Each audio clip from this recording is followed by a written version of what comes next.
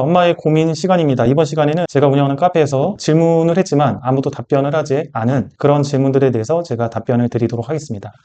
대부분 제가 운영하는 공부머리 수학법 카페에서 선배 어머님들이 질문을 하면 답변을 해줍니다. 그런데 답변을 하지 않는 것들 중에서는 전문적인 지식을 요구하든지 아니면 뭔가 명확하게 판단하기 애매하든지 함부로 조언을 했다가 문제가 될 수도 있을 것 같은 거, 이런 것들이 주로 답변이 없습니다. 그런 질문들은 제가 영상으로 찍어서 답변을 드리도록 하겠습니다. 이번 사연은 예비 초3 여아 실수가 실력이 돼가요라는 사연입니다. 초등학교 3학년 올라가는 여학생인데 실수가 많은가 봐요. 지금 조회수가 173명인데 답변이 없죠. 그래서 어떤 사연인지 한번 보고 제가 답변을 드려보도록 하겠습니다. 선생님 라이브 못 들어가서 너무 아쉬워요. 제가 라이브에서 보통 이런 질문들에 대해 답변을 해주죠. 예비 초3 여아인데 수학을 편하게 하는 편이고, 편하게 하는 편이라는 것은 많이 어려워하지 않는다 그런 말이 되겠죠. 그 다음 선행은 하고 있지 않아요. 1학기 예습 정도 하고 있습니다. 그런데 문제를 빨리 읽어서 스킵하거나 빼먹거나 단순 계산 실수가 꼭 있어요.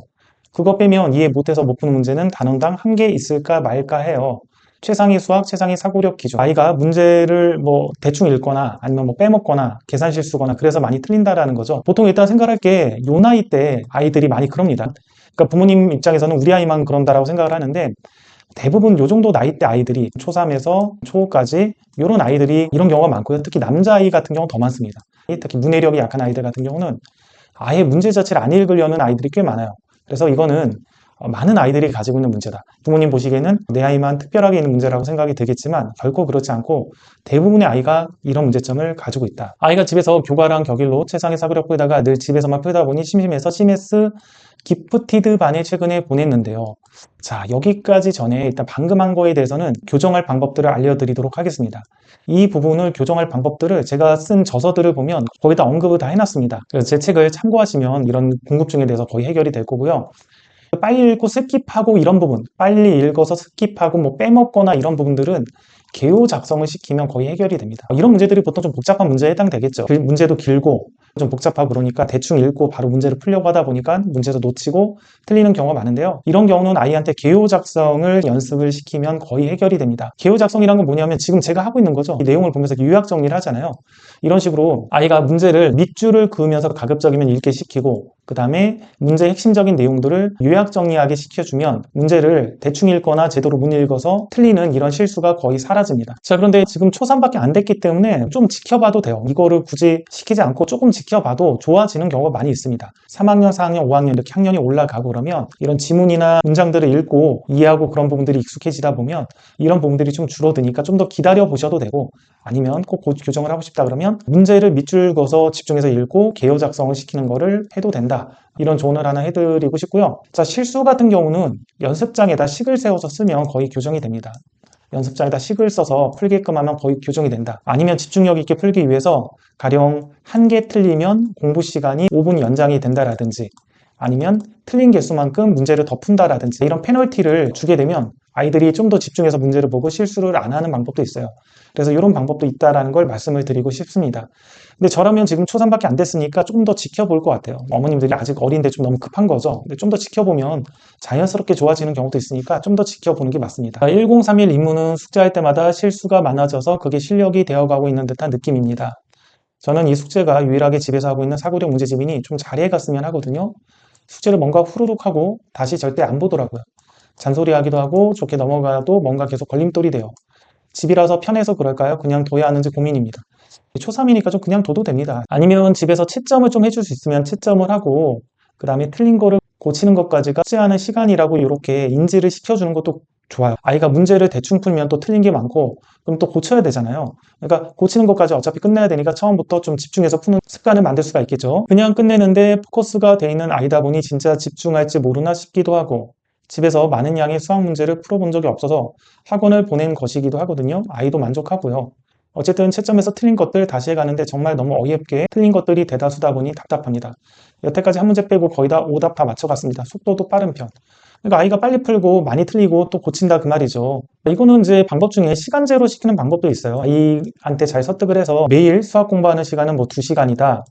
숙제를 먼저 끝내고 뭐 오답까지 마무리한 다음에 시간이 남으면 뭐 최상위를 푼다라든지 이렇게 시간제로 시키면서 좀 더 천천히 정성 들여 풀게끔 유도를 해주시면 됩니다. 아니면 아까 이 페널티를 이용해 가지고 틀린 개수만큼 최상위라든지 학습량이 더 늘어나는 페널티를 만드는 방법도 있고요. 자, 유아 때 사고력 수학학원 1년 정도 다녔고 초등에서 수학학원은 처음입니다. 그러니까 초3 돼서 지금 처음으로 CMS 학원을 다니고 있는가 보죠. 교과는 초등학교 1학년부터 최상위로 시작했고 늘 혼자 아침에 일어나서 푸는 아이입니다.